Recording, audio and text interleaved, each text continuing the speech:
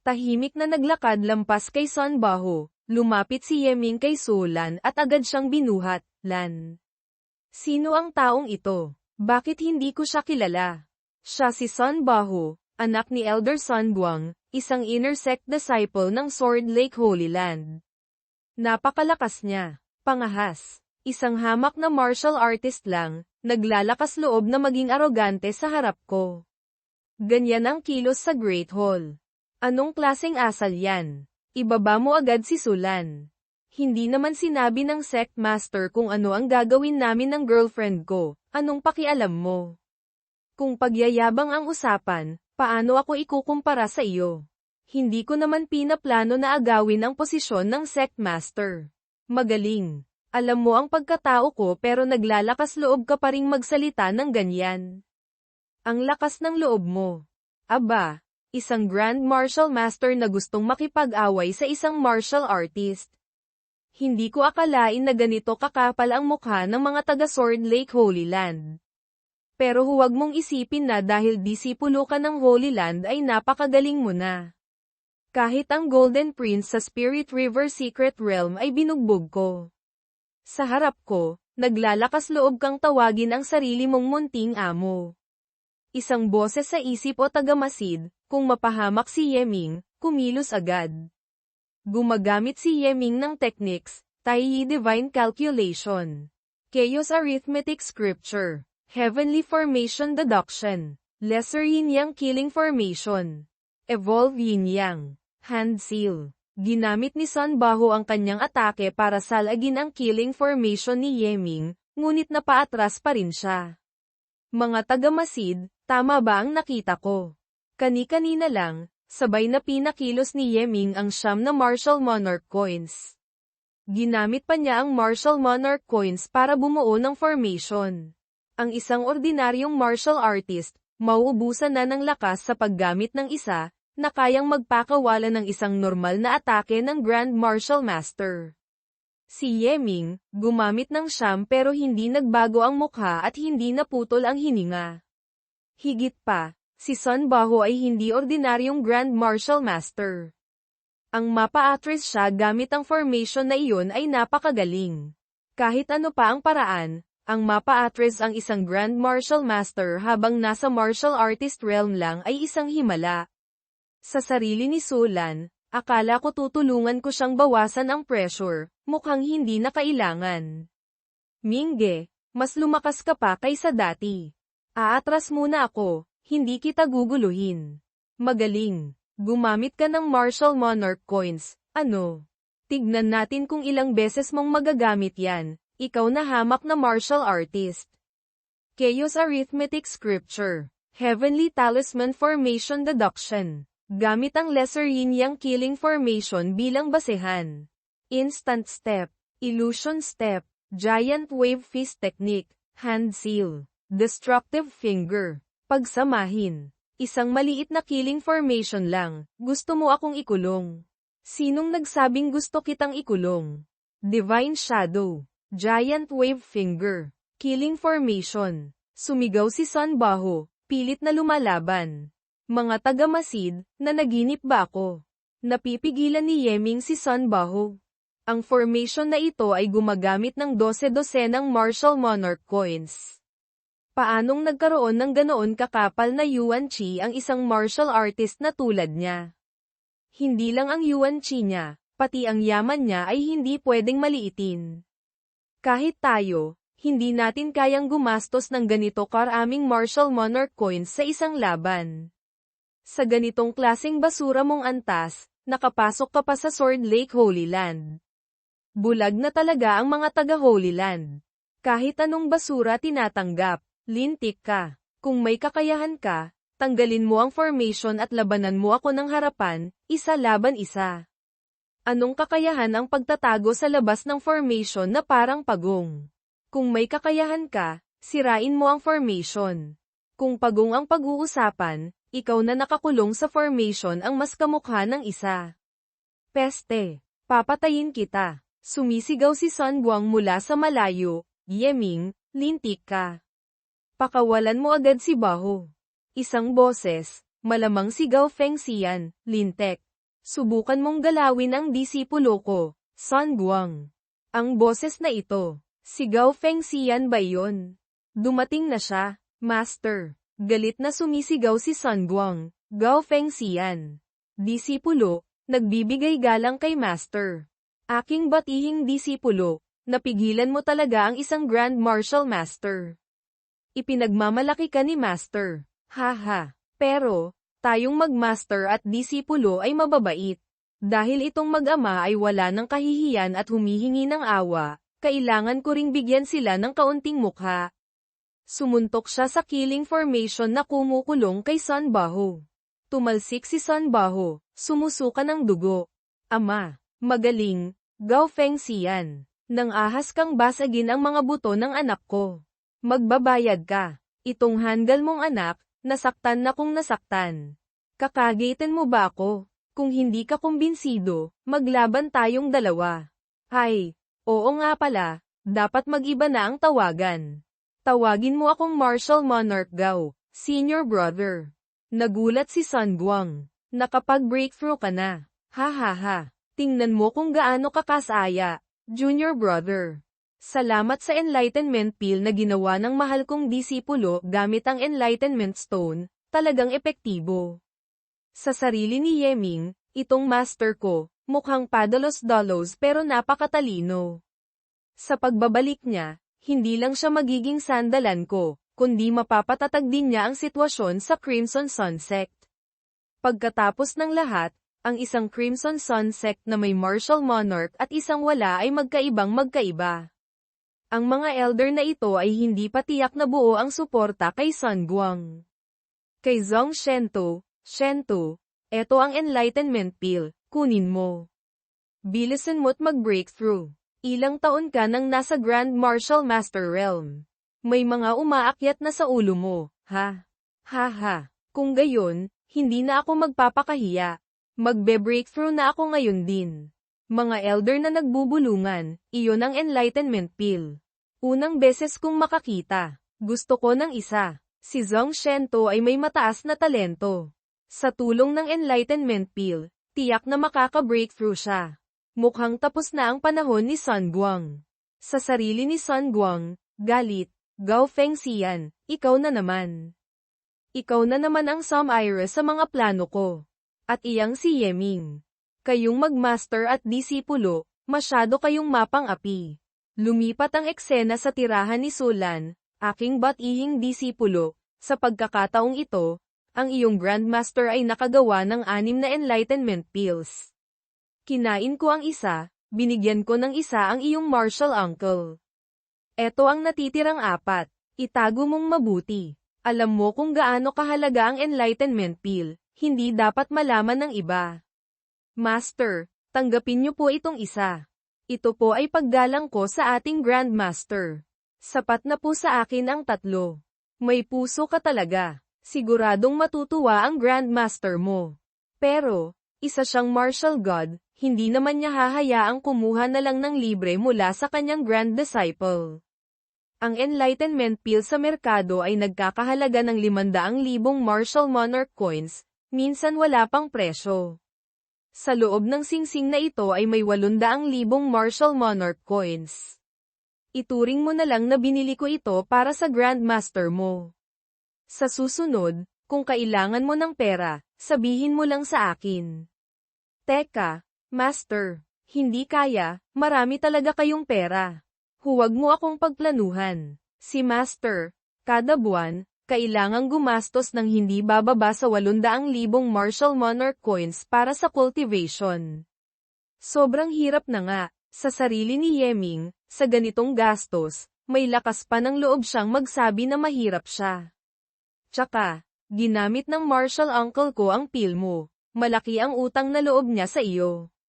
Pagdating ng Loidai competition, kung maganda ang ipapakita mo, ang resources na makukuha ng Chenny Sect, malamang ay gagamitin sa iyo ng martial uncle mo. Biglang may bumagsak na itim na anino.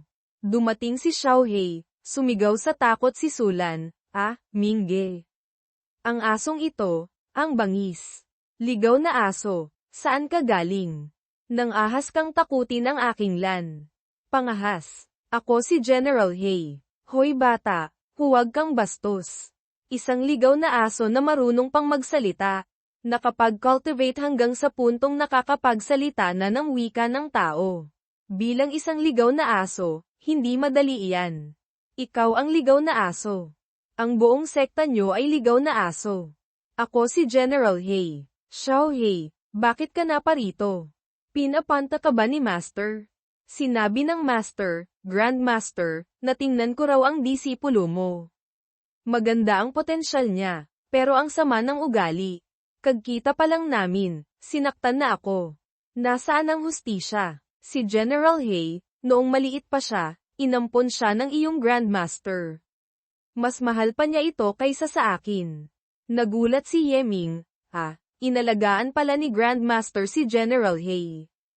Kaya pala ang laki at mukhang makisig. Ang bagsik ng dating. Pasensya na po, hindi ko sinasadya. Ito ay hindi pagkakaunawaan lamang. Unang pagkikita natin, wala akong magandang may hahandog. Gamitin nyo na lang po itong piraso ng karne ng demonic beast. Matandang aso, kamahalan, paumanhin po. Huwag nyo sanang sabihin kay Grandmaster. Kinagat agad ni Xiao Hay ang karne, level 5 demonic beast meat. Hindi masama ang lasa. Mukhang hindi lang maganda ang potensyal mo, pati ugali mo ay hindi masama. Gusto kita. Sa sarili ni Yeming, madali lang palang pakainin ang asong ito. Ang mga bagay-bagay sa Crimson Sun Sect, malamang naayos mo na. Pinapatawag ka na ng Master, Grandmaster, pabalik. Mukhang may nangyari. Tara na. Sige. Hindi naman siguro ako pinapauwi para makipaglaro ng chess, di ba? Ay oo nga pala, balak sana ng Master na bigyan ka ng isang basiya pill bilang regalo sa pagkikita. Kaso nagutom ako sa daan, nakain ko na. Pagbalik natin, hihingan kita ng isa. Sa sarili ni Yeming, ang takaw naman ng asong ito.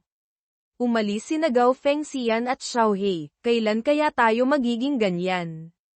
Lumilipad sa langit at lupa, malaya at walang alalahanin. Mangyayari din iyan. Sa potensyal natin, hindi mahirap maging martial monarch. Oo nga pala, hindi ka naman ginulo ni Sun Guang, di ba? Gusto niya akong kunin bilang disipulo. Kahit hindi niya direktang sinabi. Ang layunin, nahahalata kung gusto niya akong ipakasal kay Sun Baho.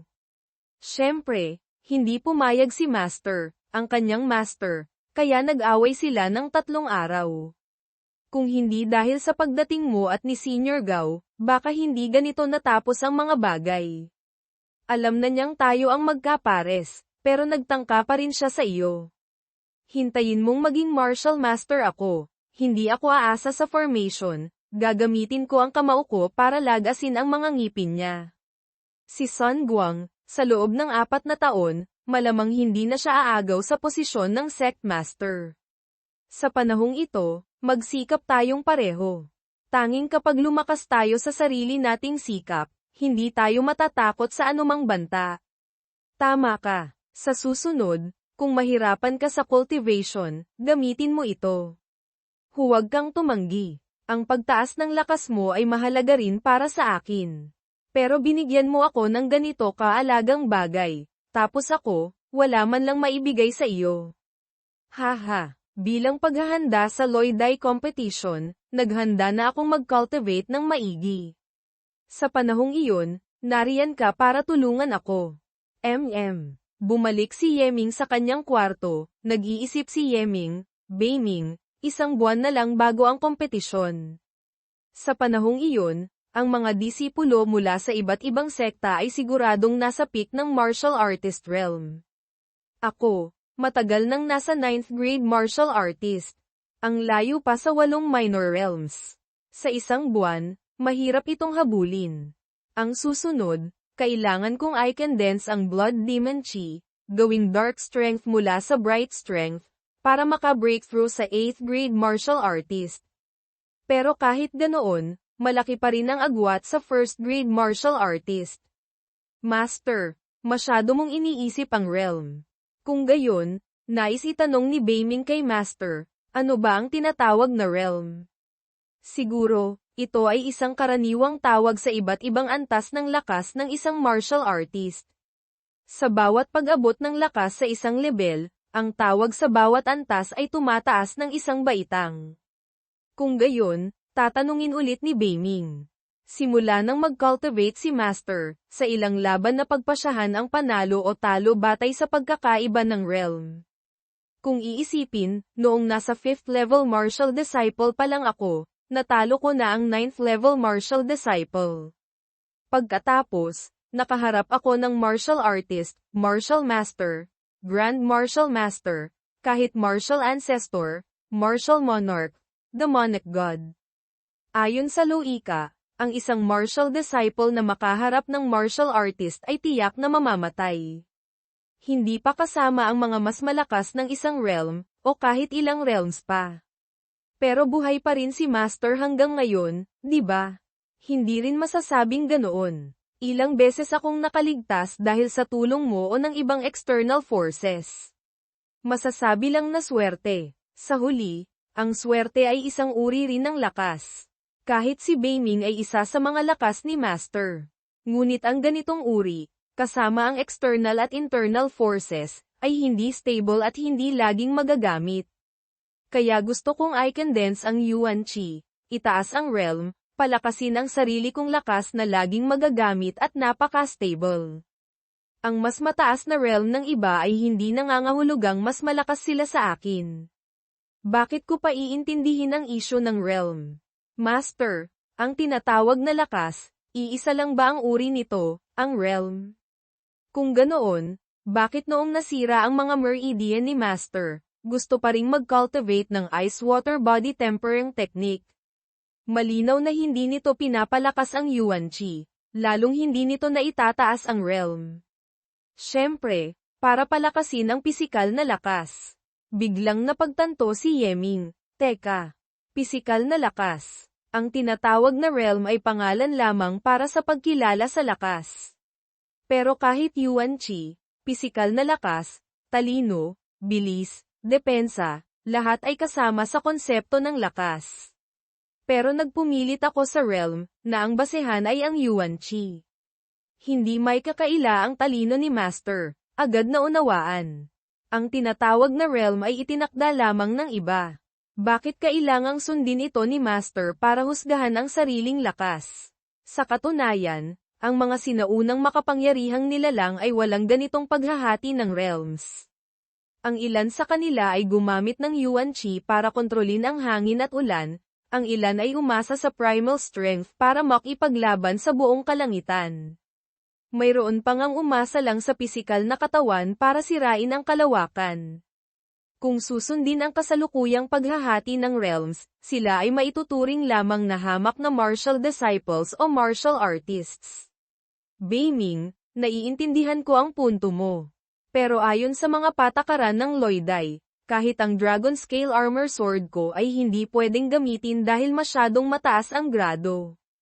Paano ako lalaban? Gamit lang ang Blood Demon Chi, mahirap punan ang malaking agwat sa realm.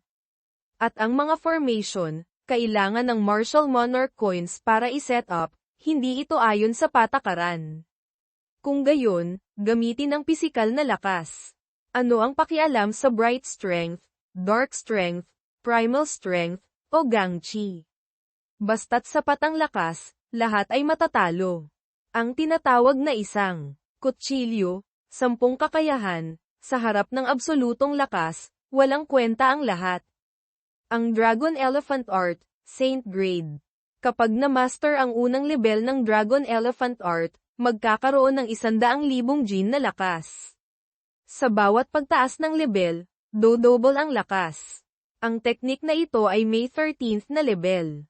Kapag na-master ng buo, magkakaroon ng bilyong Jin na lakas.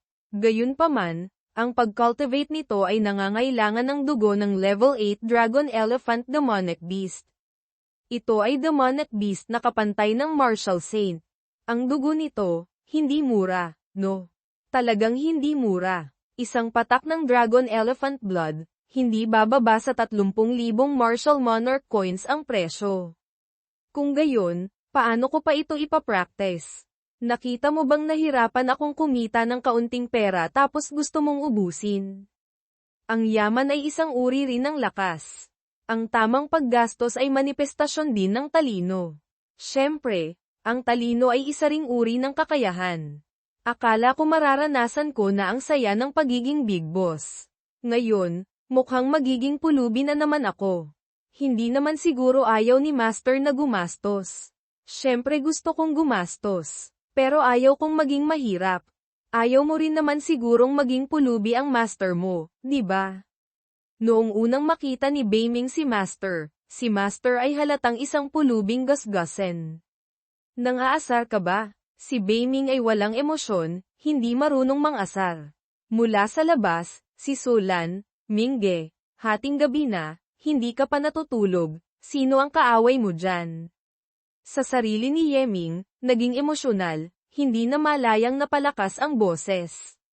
Karaniwan, ang usapan namin ni Beiming ay sa isip lang. Kailangan kong mag-ingat sa susunod. Kay Sulan, wala. Medyo napasobra lang sa pag-eensayo, kinakausap ko lang ang sarili ko. Oo nga pala, Lan, balak kong bumili ng Dragon Elephant Blood bukas, sama ka. Siyempre. Matagal na tayong hindi lumalabas ng ganito kasaya ni Mingge. Sa sarili ni Yeming, kung iisipin, matagal na kaming magkapares, pero hindi pa kami nakakapamasyal ni Sulan ng ganito. Kinabukasan, sa Yan City, naglalakad sina Yeming at Sulan sa kalye. Mingge, sabi ng manager ng Duo Bao Pavilion, 2 araw pa bago dumating ang Dragon Elephant Blood. Sa panahong ito, libre ko, mamasyal tayo. Bakit ikaw ang manlilibre? Mingge, pinili mong bilhin ang pinakamataas na grado, level 9 Dragon Elephant Blood. Isang patak ay 36,000 Martial Monarch coins. Marami kang ipinalit na gamit para makabili ng 30 patak. Siguradong ubos na ang pera mo ngayon. Sa sarili ni Yeming, hindi ko akalain na darating ang araw na aasa ako sa iba. Beiming, kasalanan mo ito. Kay Yeming, si Beiming, ang pag-asa sa iba ay isa ring uri ng lakas. Dapat nang matuwa si Master. May napansin si Sulan, Mingge, tingnan mo. Yung maliit na stall doon, nagbebenta ng karne ng demonic beast. Paborito ni Mingge iyon. Hinayla ni Sulan si Yeming, nagulat si Yeming, tapos napangiti, ha. Paminsan-minsan, masarap din pala ang pakiramdam na umaasa sa iba. Magkasama silang naglibot sa mga tindahan, naglaro sa kalye, pumili ng damit, at pinanood ang paglubog ng araw. Lan, simula nang maging tayo, madalas akong abala sa labas, bihira lang kitang makasama. Pamamasyal na tulad nito, ito ang unang beses. Hindi talaga matatawag na magkapares. Basta't sa bawat pag-alis mo ay nakakabalik kang ligtas, sapat na iyon. Kung ang kaligayahang ito ay maaaring manatili palagi, napakabuti sana. Sa totoo lang, ako dapat ang humingi ng paumanhin. Sa tingin ko, alam din ni Mingge na ang pagkatao ko sa labas ay hindi simple. Ang pangangatawan ko, maaga o huli, ay magdadala ng sakuna. Sakuna? Anong sakuna? Sino mang magtangkang gumawa ng gulo, ang kamao ni Yeming ang haharap sa kanila. Kahit gaano pa karami ang dumating, lahat sila bubugbugin ko pabalik. At huwag mong kalimutan, kahit paano, may master akong Martial Monarch na sandalan.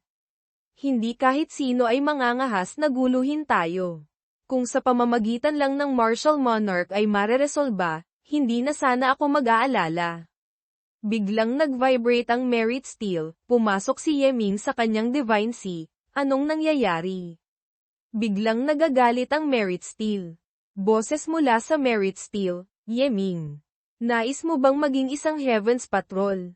Sa sarili ni Yeming, itong Merit Steel, anong nangyayari dito? Bakit biglang nagagalit at tinatanong ako kung gusto kong maging Heaven's Patrol? Mingge, tingnan mo doon. Isang lalaking duguan na tumatakbo, tulungan niyo ako. Iligtas niyo ang buhay ko. Bago pa makalapit si Yeming, isang palaso ang tumama sa lalaki mula sa itaas. Natigilan si Yeming nang makitang namatay ang lalaki sa harap niya, isang aroganteng boses mula sa mga humahabol, lintek. Tumatakbo ka pa para sa akin. Tingnan natin kung tatakbo ka pa. Gusto mo pang humingi ng tulong. Anong kasalanan niya? Humahabol isa, sino ka? Anong kasalanan niya? Anong pakialam mo? Humahabol dalawa, anong kasalanan niya? Ano, gusto mong makialam? Sabihin ko sa iyo, ang mga taga-nayon nila ay nagkasala. Sa aming Young Master Ren, si Ren Yuangui. Pinili ng Young Master ang mga babae sa nayon nila para maging mga katulong, iyon ay karangalan na para sa kanila. Nang ahas pa silang hindi pumunta at tumakas para humanap ng tulong.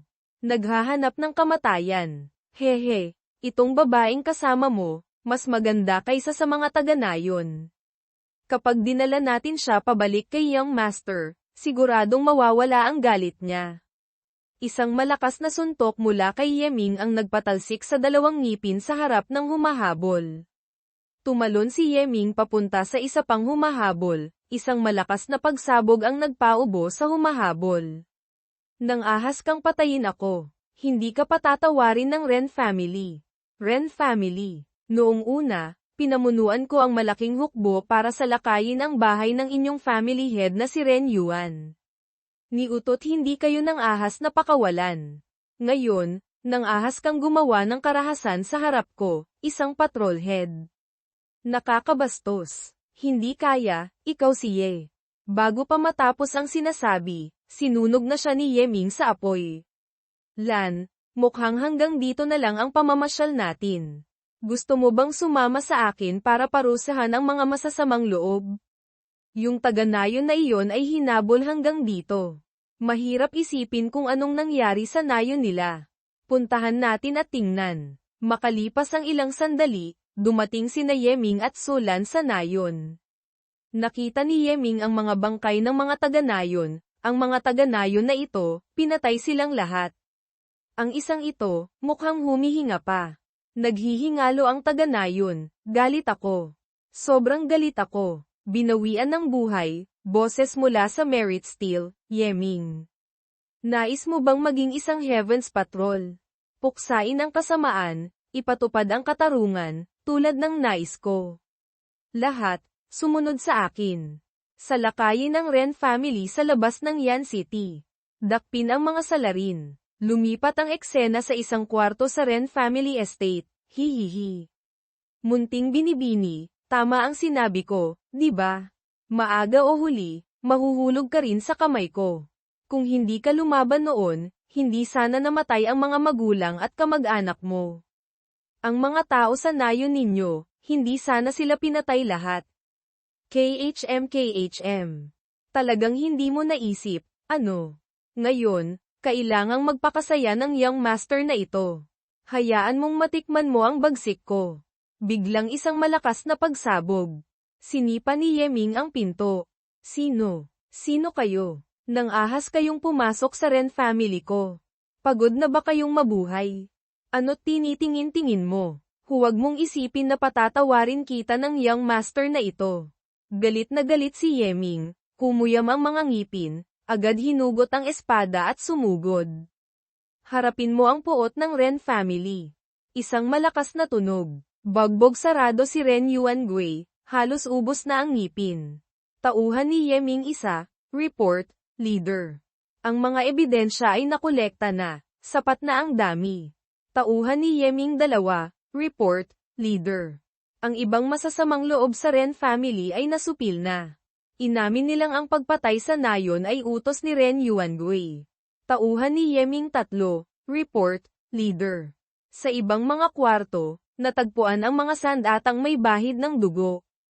Ayon sa Azure Dragon Code of Law, ang mga taong ito ay dapat patawan ng pinakamatinding parusa. Dalhin sila sa Prefecture Head's Office. Mga tauhan, opo. Lumipat ang eksena sa Prefecture Head's Office, sa Judgment Hall, narito ang buod ng mga pangyayari.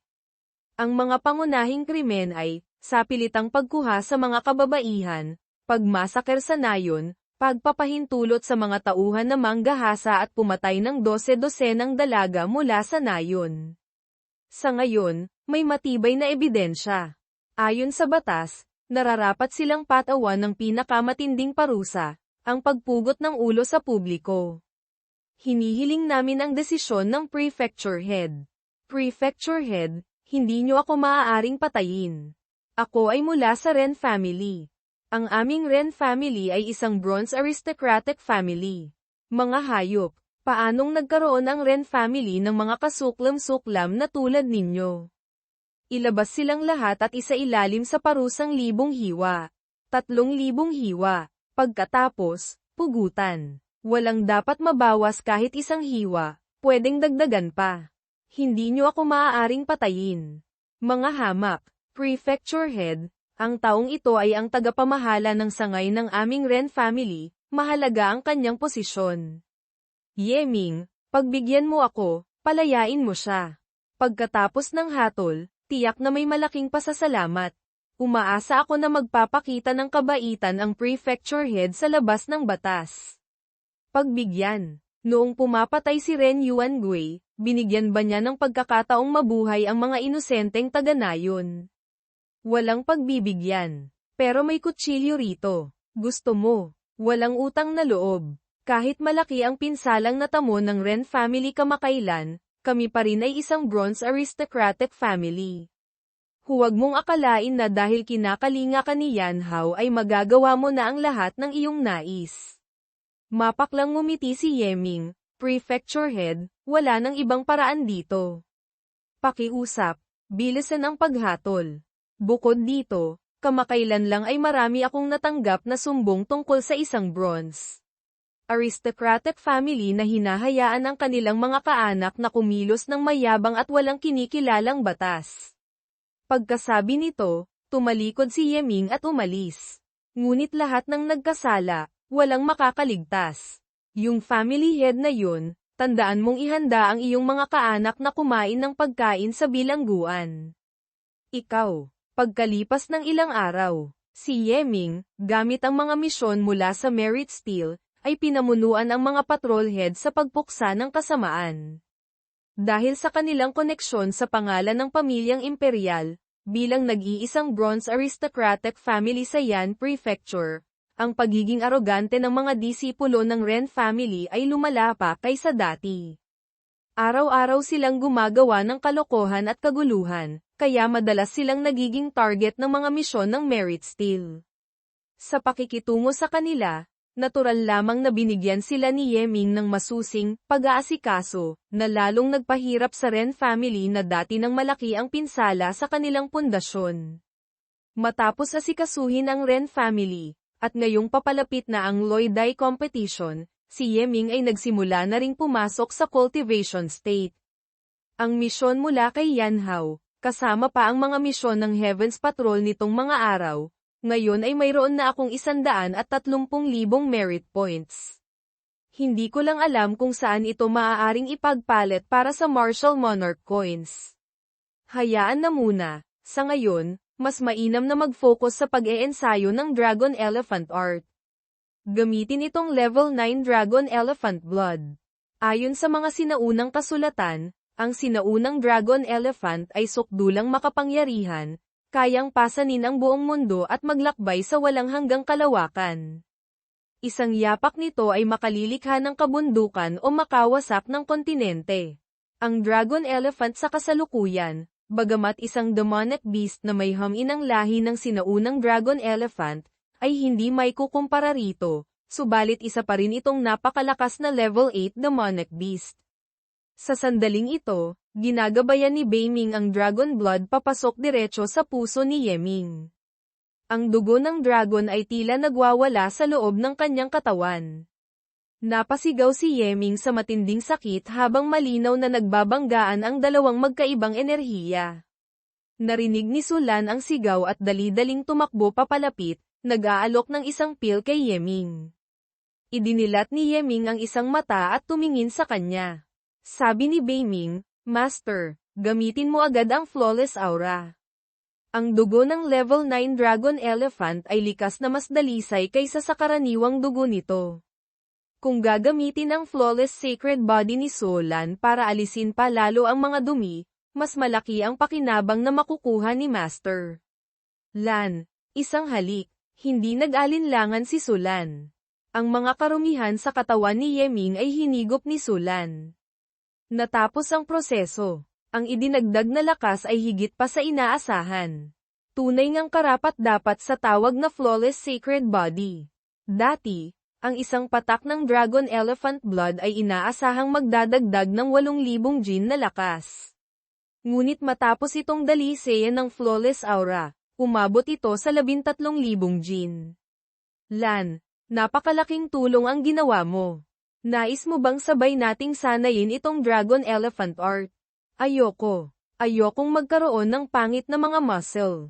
Saka, hindi ako mahusay sa mga teknik na panglakas. Kung gayon, sabay nating pag-aralan ang Tai Yi Divine Calculation. Kapag sabay nating sinanay ang Tai Yi Divine Calculation, maaari pa. Oo nga pala. Ang Heavenly Killing Steps, narating ko na ang Illusion Step Great Achievement. Gusto mong makita, kuya? Mas mabilis pa ako sa iyo magsanay. Sa sumunod na mga araw, walang tigil na gumamit si Yeming ng Dragon Elephant Blood. Mabilis na tumaas ang kanyang lakas hanggang sa maubos ang supply. Sa wakas, narating niya ang unang level ng Dragon Elephant Art, at ang kanyang lakas ay umabot na sa 130,000 Jin. Sa buong panahong ito, laging nasa tabi ni Yeming si Solan habang siya'y nagsasanay. May pagkakataon man o wala, lagi siyang nilalamon, ni Yeming, pati ang kanyang bibig ay namanhid na sa mga halik. Lan, oras na naman para sa iyong sakripisyo. At sa ganoon, sumapit na ang araw ng kompetisyon. Ang pagdarausan nito ay itinakda sa tuktok ng isang bundok. Mga kagalang-galang na sect masters, makinig po. Ang loyday para sa mga yaman ng Chenny sect ay magsisimula na ngayon din. Hinihiling ko na maging handa ang lahat. Naroon na si Zhong Shento at ang iba pang mga elder. Tumingin-tingin si Yeming. Divine Calculation Sect, Puppet Sect, Crimson Sun Sect, Wind Thunder Sect, Purple Void Sect, maliban sa Chenny Sect na nahati, lahat ng malalaking sekta ay narito. Kahit ang Ren family ay hindi nagpahuli. Kumpara ilang araw lang ang nakalipas, ang kilos ni Sect Master Martial Uncle ay nagpapakita na ng aura ng isang martial ancestor. Mukhang matagumpay siyang nakapag-breakthrough. Sect Master, si Yeming ay tila nasa 9th grade martial artist pa lamang. Hindi kaya't hindi angkop na sumali siya sa agawan. Kahit ang anak ng Grand Martial Master ay natalo niya, paano pa? Kaya ang isang kompetisyon sa pagitan lamang ng mga martial artists. Elder Son, ang iyong pag-aalala ay tila hindi na kailangan. Sa Loyday, hindi maaaring gumamit ng Martial Monarch coins, hindi rin makakapagtayo ng formation. Subalit, kung iyan ang sabi ng Sect Master, kung gayon ay hihintayin natin ng may pananabik. Yeming, dahil sa iyong koneksyon, ang Divine Calculation Sect ay narito lamang para makisali, hindi sila seryosong makikipagkumpitensya. Ganoon din ang Puppet Sect dahil sa malaking pinsalang natamo nila.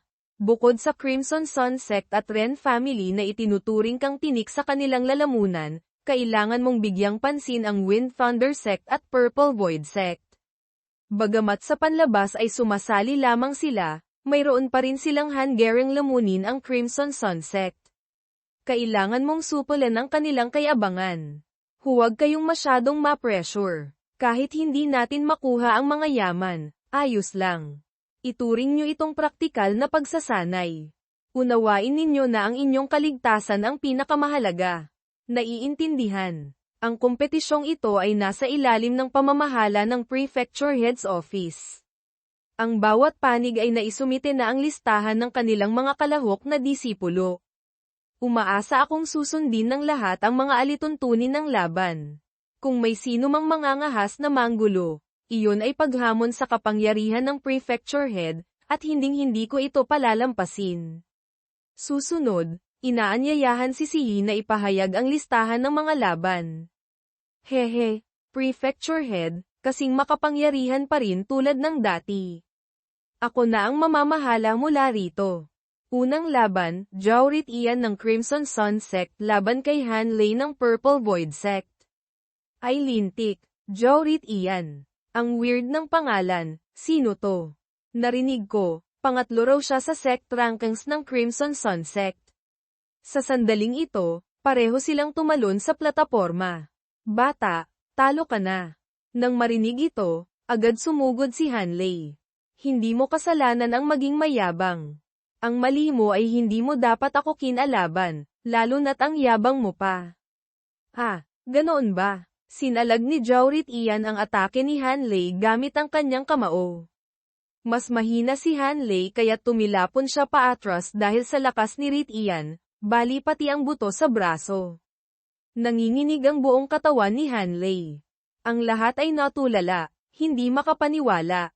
Mukhang narating na ni Jaurit Ian ang ika-6 na level ng Crimson Sun Art, ang Crimson Sun Bright Light Realm. Talagang hindi niya kalaban itong si Han Lei. Sa isip ni Yeming, hindi nga may kakaila na siya ang numero 1 kumakain ng libre sa Inner Sect, kahit pagkain ng aagaw. Nasa first grade martial artist na siya, at ang lakas ay malapit na sa 40,000 jin. Bago ko pa nasanay ang Dragon Elephant Art, kung hindi ako gagamit ng sandata o martial monarch coins, mahihirapan din akong talunin siya. Hindi ko inaasahan na ganito pala kalakas ang taong ito. HMPH. Si Han Lei ay isang ordinaryong Inner Sect disciple lamang ng Purple Void Sect, panubak lang siya. Walang halaga ang pagkapanalo laban sa kanya. Unang laban, panalo si Jaurit Ian.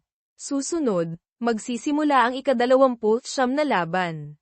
Sa isip ni Yeming, ang Dragon Scale Giant Sword, masyadong mataas ang grado, hindi magagamit. Gagamitin ko na lang itong bagong bilang Heavy Sword. Ika-29 na laban, Yeming ng Crimson Sun Sect laban kay Xiao Jian ng Crimson Sun Sect. Sabi ng Sect Master ng kaaway, na Crimson Sun Sect faction kay Zhong Shento, Zhong Sect Master, itong si Xiao Jian ay disipulo ng aking Crimson Sun Sect faction. Siya na ang aakyat, mukhang kailangan ninyong maghanda ng kabaong para sa munting henyo ng inyong sekta. Tanong ni Zhong Shento o isang elder, ano ang ibig mong sabihin? Si Xiao Jian, bagamat nasa 4th grade martial artist lamang, nagmula siya sa isang pamilya ng mga assassin.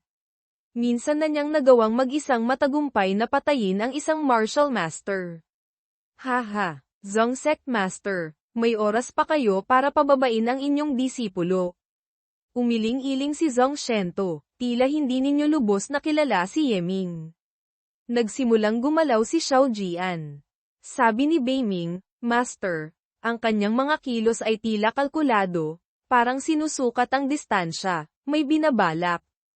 Sagot ni Yeming, walang problema.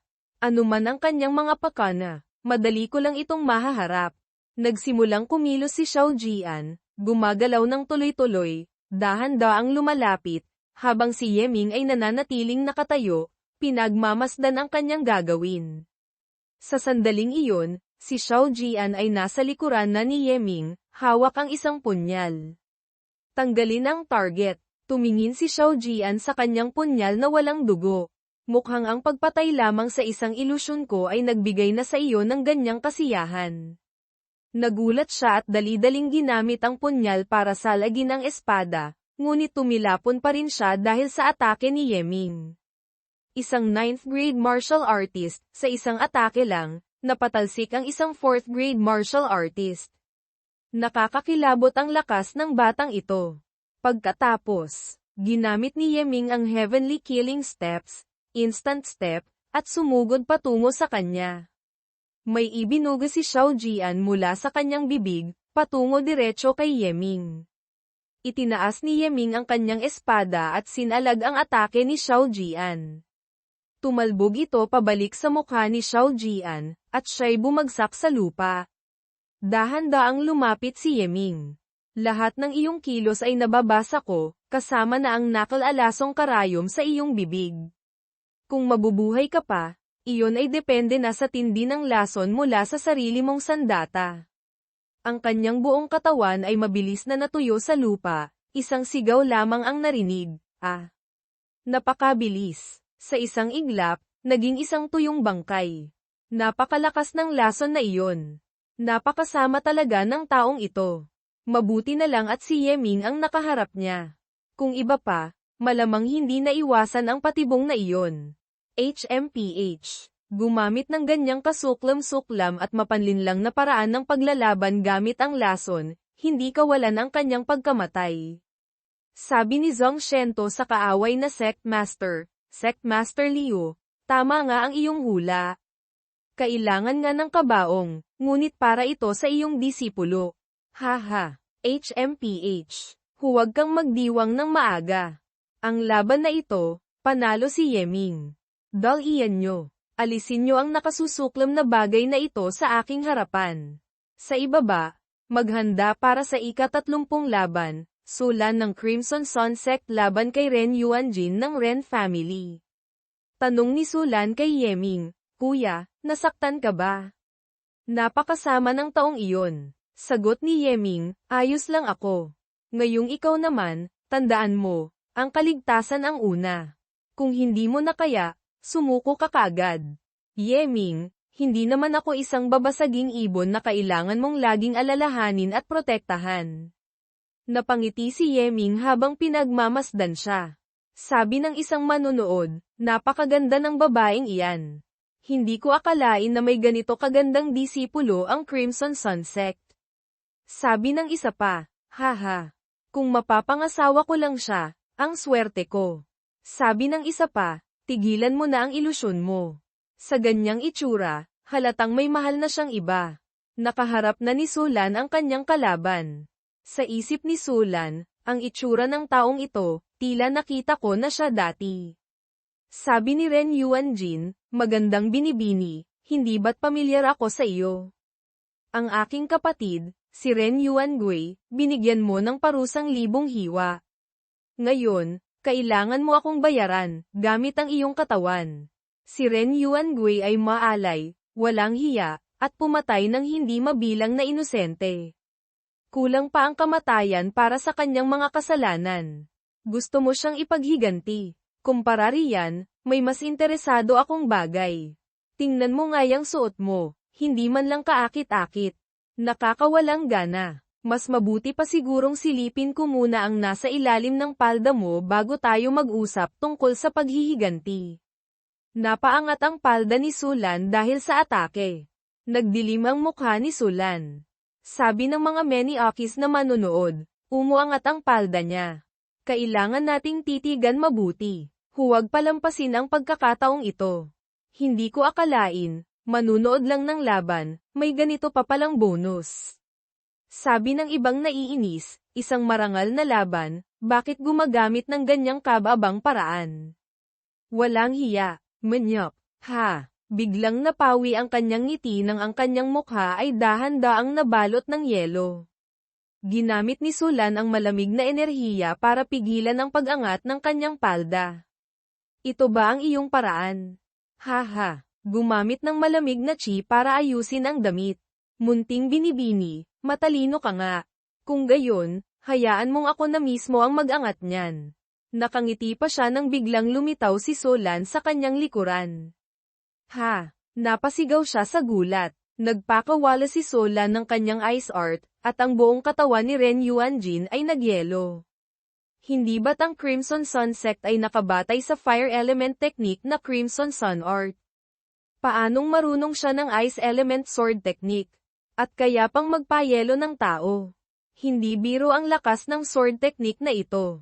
Ito marahil ang first grade technique na nakuha ni Senior Sister Sulan sa Spirit River Secret Realm. Natural lamang na hindi mahina kapag gamit ang sword technique. Ang lamig. Sabi ng isang Crimson Sun disciple, noong una, muntik nang palitan ng ating sect master ang pangalan ng sekta at gawing is-sect. Mabuti na lang at nakapagtimpi siya. Sa sandaling ito, Tinipon ni Sulan ang Yuan Chi sa kanyang palad at malakas na hinampes si Ren Yuanjin. Isang sigaw lamang ang narinig mula sa kanya. Ang lamig. Sigaw niya habang nanginginig. Ang kanyang mga laman loob ay malubhang napinsala, tila mangangailangan siya ng ilang buwang pagpapahinga. Uy, tabi sandali, pakiusap, padaan. Ay, pasensya na, padaan lang. Sa sandaling iyon, tila natapilok si Yeming. Ay, inay ko po, Aray. Direktang bumagsak si Yeming sa nakahigang si Ren Yuanjin, na napasok ka ng dugo. HRK, Yeming. Ikaw, Ren family head, huwag niyo sanang masamain. Hindi talaga maiiwasan ang ganito. Normal lang naman sa tao ang madapa paminsan-minsan. Nagkataon lang na, hindi ako nag-ingat at natisod. Siguro naman hindi nyo ito mamasamain, hindi ba? Lumapit ang Ren family head para suriin. Nasugatan ang mga laman loob ni Ren Yuanjin, tapos pinaglaruan pa ng babaeng iyon hanggang mawalan ng malay. Nagyelo pa siya. Kakailanganin niya ng 7 hanggang 8 taon ng pagpapagaling para makabawi. Yeming, sobra ka ng mang-api. Sa tingin mo ba talaga ay hindi ka namin kayang dalawin, kaming mga taga-Ren family? Ren family head, iyang si Ren Yuanjin, sa isang tingin pa lang ay halata ng walang silbi. Kung iimbestigahan ko siyang maigi, hindi ko alam kung ilan pa sa inyong mga taga-Ren family ang mapupunta sa bilangguan. Magaling. Isang hamak na martial artist na tulad mo ay nangangahas na pagbantaan ang isang martial ancestor. Napakalakas ng loob mo, sabi ng opisyal mula sa Prefecture Head's Office, kasalukuyang nagaganap ang kompetisyon. Ang mga personal na alitan, pakiusap, humanap kayo ng ibang pagkakataon para ayusin. Kung hindi, magkakaproblema kayo sa aming Prefecture Head's Office. Sabi ni Yeming, yamang nagpaalala na ang Prefecture Head's Office, mauuna na ako. Ren family head, hindi na kailangang ihatid, kaya ko nang umalis mag-isa. Sa isip ng Ren family head, HMPH. Kailangang magtimpi, narito si Yan Hao. Maliban na lamang kung sa Loyday mismo magkakaroon ng labang patayan, walang sino man ang maaaring gumalaw sa kanya. Hinding-hindi dapat magpadala sa emosyon. Sa isip ng isang Crimson Sun disciple na kaibigan ni Yeming, mabuti na lang at walang nangyari. Kung napahamak si sister-in-law sa labang ito, paano ko pahaharapin si Brother Ye? Napangiti, si Mingge, pahusay ng pahusay sa pagiging tuso. Iyan ang mga resulta ng unang yugto ng kompetisyon. May kabuuang 45 na kalahok ang nagpapatuloy. Susunod, sisimulan natin ang unang laban ng ikalawang yugto, mula sa Crimson Sun Sect, Jaurit Ian, laban sa mula rin sa Crimson Sun Sect, si Guan Lang. Crimson Sun Sect, Jaurit Ian. Crimson Sun Sect, Guan Lang. Sabi ng mga disipulo ng kaaway, na faction, unang laban pa lang, si Senior Brother Guan Lang na. Matagal na akong gigil dyan kay Jaurit Ian. Tingnan mo yung itsura niya noong manalo kay Hanley, dapat siyang turuan ng leksyon. Bugbugin siya ng todo. Si Brother Guan Lang, kahit mga martial master ay nag-iingat sa kanya. Ang pagharap sa isang taga-Crimson Sun Sect, kay Jaurit Ian, ay parang paggamit ng kutsilyo para sa baka para lang pumatay ng manok. Sabi ng sect master ng faction kay Guan Lang, ikaw ang pinakamalakas na disipulo ng ating Crimson Sun Sect faction, masasabing walang tatalo sa iyo sa martial artist realm. Kung hindi dahil sa iyo, hindi ko na sana pinansin ang kompetisyong ito. Nakikita mo ba ang batang iyon sa kabila, Yeming? Siya ang iyong target ngayon. Ang iba, bahala ka kung paano mo sila lalabanan, ngunit sa isang ito, Yeming, hinding-hindi ka dapat magpakita ng awa. Kahit mapatay mo pa siya, ayos lang. Sa huli, ito'y isang laban lamang, ang anumang pinsala o kamatayan ay ituturing na aksidente. Masusunod, Sect Master, umakyat na ang dalawa sa Loyday. Sabi ni Jaurit Ian kay Guan Lang, isang malaking hanggal, mukhang may kaunting lakas ka nga. Ngayon, ipapatikim ko sa iyo ang galing ni Jaurit Ian. Dahan-daang lumakad si Guan Lang, nilampasan lamang si Rit Ian. Nainis si Jaurit Ian, lintik, nang ahas na hindi ako pansinin. Napatingin si Guan Lang kay Yeming at nagsalita, sapat para marinig ni Yeming, Yeming. Ikaw, isang mukhang tandang 9th grade martial artist, nagawang talunin si Xiao Jian. Hindi na masama, gayunpaman, kumpara sa akin, napakalayo mo pa. Kung hindi lang sa utos ng sect master, hindi ka man lang karapat-dapat na maging katunggali ko. Sagot ni Yeming, nakangisi, marami ang kwalipikadong yamurak sa akin, ngunit sa kasamaang palad, hindi ka kabilang sa kanila. Sabi ni Guan Lang, napakayabang. Malapit mo nang malaman ang halaga ng pagiging kaaway ng Crimson Sun Sect. Lumapit si Jaurit Ian at tinapak ang balikat ni Guan Lang. Ako, si Wang Rit Ian, sa Crimson Sun Sect, walang hindi nakakakilala. Kahit ang ilang elder ay nag-iimbita sa akin para kumain. Tapos ikaw, nang ahas na balewalain ako. Sobrang yabang. Sabi ni Guan Lang, ganoon ba? Ikaw ba'y karapat-dapat sa aking atensyon? Nagkasalubong ang kanilang mga kamao, at sunod-sunod na malalakas na pagsabog ang narinig. Sabi ng mga nanunood, napakalakas. Ang lakas ng taong ito, Guan Lang, ay hindi normal. Sabi ni Sulan kay Yeming, Mingge, napakalakas ng taong iyan, hindi siya tulad ng iba na puro hangin lang.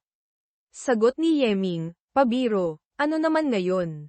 Kung hindi kayang talunin, edi tumakbo. Ano bang masama doon? Oo nga pala, dahil ikaw naman ang lalaban sa huli, kumain ka muna at magpahinga. Lumapit si Yeming at kumuha ng isang malaking hita ng, anumang karne iyon. Talagang ang Silan lang ang nakakaunawa sa akin. Sigaw ng mga kaaway na disipulo, Senior Brother Guan Lang, patayin mo na yang si Jaurit Ian. Sa ganyang kayabang na pangalan, turuan mo ng leksyon. Bugbugin mo hanggang mapilitan siyang palitan ang pangalan niya sa hari ng pagkain ng libre.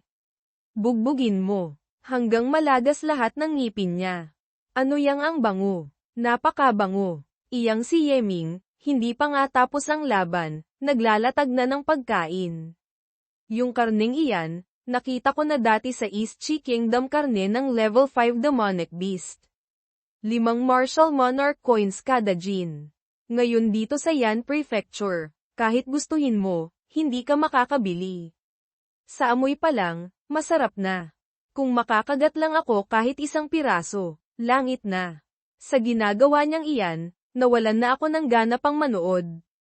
Samantala, sa Loyday, mainit pa rin ang bakbakan. Napalingon si Guan Lang sa direksyon ni Yeming. Natigilan siya at hindi makapagsalita nang makitang si Yeming ay masayang kumakain. Sigaw ni Jaurit Ian kay Guan Lang, Hoy bata, magaling ka. Nang ahas kang hindi ako pansinin. Saan ka nakatingin? Lumalaban ka sa akin tapos nagagawa mo pang magambala. Napagtanto ni Jaurit Ian na nasugatan siya. Nasugatan ako ng basurang ito. Nagalit si Guan Lang, kinuyam ang kamao. Bata, naghahanap ka ng kamatayan. Nagpakawala siya ng isang atake gamit ang Yuan Chi. Napakabilis. Hindi maiiwasan, kailangang salubungin. Isang malakas na pagsabog ang umalingaw-ngaw. Tumilapon si Jaurit Ian palabas ng Loyday, patungo mismo sa direksyon ni Yeming na kumakain. Sigaw ni Jaurit Ian habang tumitilapon, Yeming, umilag ka. Ang impact force ng Yuan Chi niya ay tumama sa akin. Kung hindi ka aalis dyan, baka madamay ka pa. Tahimik lamang si Yeming na naglabas ng ilang martial monarch coins. Lesser Yin Yang Killing Transformation Formation. Giant Wave Fist Technique. Illusion Step. Pagsamahin. Ligtas na lumapag si Jaurit Ian sa lupa. Ang lahat ng puwersa ng pagtilapon ay ganap na nawala. Anong klaseng formation iyon? Bakit ngayon ko lang nakita? Nagawa niyang paalang bisa ang Yuan Chi ni Senior Brother Guan Lang. Napakagaling. Pero anong silbi ng kaalaman sa formation? Sa Loyday, Bawal gumamit ng martial monarch coins. Hindi siya makakagawa ng formation. Sabi ni Jaurit Ian kay Yeming, haha. Magaling. Napakahusay ng formation na iyon. Junior brother, napakagaling mo talaga. Sa ganyang kalakas, paanong hindi ka kilala? Para kang ako. Simula ngayon, palitan mo ang pangalan mo, gawin mong Yerit Ian. Ano sa tingin mo? Yerit Ian, parang hindi angkop sa akin ang pangalang iyan. Sagot ni Yeming, senior brother, kung gusto mo ng ibang itawag sa akin, tawagin mo na lang akong Yewudi, Ye na walang talo. HMPH. Ha ha ha, Yewudi. Isang boses mula sa ibang grupo, sa iyo lang, nangangahas ka ng magpakilalang walang talo. Pinagtatawanan mo ang buong mundo. Isa pang boses, mga hamak na aso't pusa, naglalakas loob pang magpakita. Tanong ni Yeming, Jaurit Ian, sino kayo? Ako si Zhang Zhongyuan mula sa Purple Void Sect. At kasama ko ang aking kaibigan, si Lu Wei mula sa Wind Thunder Sect. Tanong ni Jaurit Ian, ito ang pwesto ng aming Crimson Sun Sect team. Anong ginagawa ninyong dalawa rito? Ano namang pakialam ninyo sa itatawag kay Senior Brother Ye? Kung gusto niyang tawagin siyang Woody, ano naman sa inyo? Sa katunayan, madalas namin siyang tawaging Ye Imo, Ye na demonyo. Bagay sa kanya ang titulong iyon. Paliwanag ni Jaurit Ian kay Yeming, ang dalawang iyan ay ang numero 1 sa Inner Sect rankings ng Purple Void Sect at Wind Thunder Sect. Hindi dapat maliitin ang kanilang lakas, hindi sila dapat balewalain. Napansin ni Yeming, nagyayabang sila. Nararamdaman ko ang pagkainis ng ibang disipulo sa kanilang inaasal. Junior Brother Ye, nitong mga nakaraang panahon, kasama mo lang si Junior Sister Solan at wala ka rito para magsanay kaya hindi mo alam.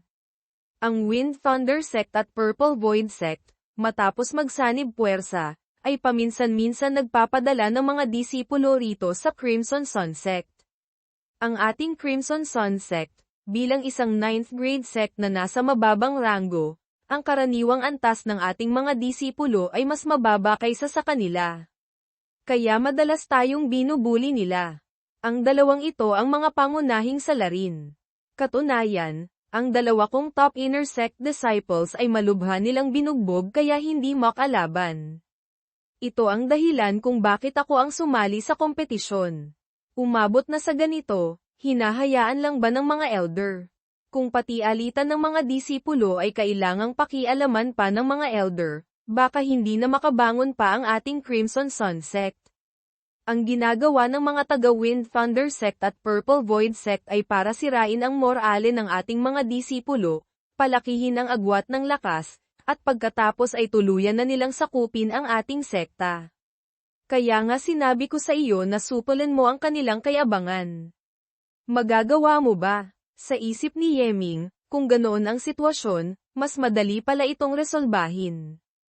Ikalawang laban, panalo si Guan lang. Susunod, inaanyayahan, bago pa matapos magsalita ang tagapahayag, lumitaw si Yeming at pinigilan siya. Sabi ng tagapahayag, kalahok Yeming. Hindi pa iyong turno para umakyat sa loyday. Sabi ni Yeming, paumanhin, naisip kong pansamantalang baguhin ng bahagya ang mga alituntunin. Pakiusap, maaari mo bang ayusin ito? Sabi ng tagapahayag kay Yanhao, prefecture head. Sabi ni Yanhao, ito. Kung may mungkahi si Brother Ye, sabihin mo lang, huwag kang mag-atubili. Kung papayag din ang lahat, maaari naman itong baguhin. Huwag na tayong magkunwari pa. Isantabi natin ang Divine Calculation Sect at Puppet Sect. Ang lahat ng iba pang sekta at pamilya, iisa lang naman ang pakay ninyo ako, hindi ba? Kung gayon din lamang, bakit hindi nyo nalang hayaang harapin ko kayong lahat mag-isa? Kapag natalo ko kayong lahat, hindi naman siguro kalabisan kung angkinin ko ang titulong numero 1, hindi ba?